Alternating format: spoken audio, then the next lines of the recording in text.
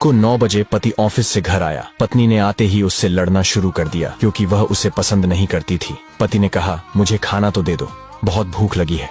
पत्नी बोली, खुद जाकर खा लो, मुझे नींद आ रही है। पति चुपचाप सुनता रहा और पत्नी पूरी रात उससे लड़ती रही। जब सुबह हुई तो पति ने कहा, मुझे नाश्ता तो दे दो। पत्नी ने गुस्से में कहा, मैं तुझसे तंग आ गई हूँ, भगवान करे तू मर जाए। पति कुछ नहीं बोला और चुपचाप ऑफिस चला गया। पत्नी अपने बच्चों को स्कूल से लेकर वापस आ ही रही थी तो उसने देखा घर के सामने भीड़ लगी हुई थी।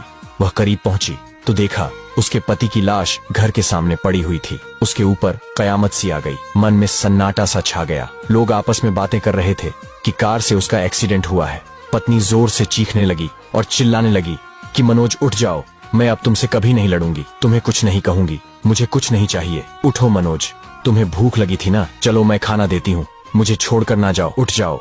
लेकिन मनोज कैसे उठता, उसे तो उसकी बद्दुआ ने मार दिया था। मनोज के जाने के बाद पत्नी को दुनिया के रंग नजर आने लगे, रिश्ते बदलते दिखने लगे, उसके अपने उससे मुंह मोड़ने लगे, दुनिया के लोग उसे गंदी नजरों से देखने लगे। फिर कुछ दिनों में उससे उसका घर भी छीन लिया गया, जो हिस्सा उसका बनता था सासुराल वालों ने उसे दे दिया। पति के मरने के बाद उसे एहसास हुआ कि पति जैसा भी हो, चाहे पसंद का हो या नापसंद का, लेकिन औरत के सर का ताज होता है। अगर सहमत है तो यस लिखे।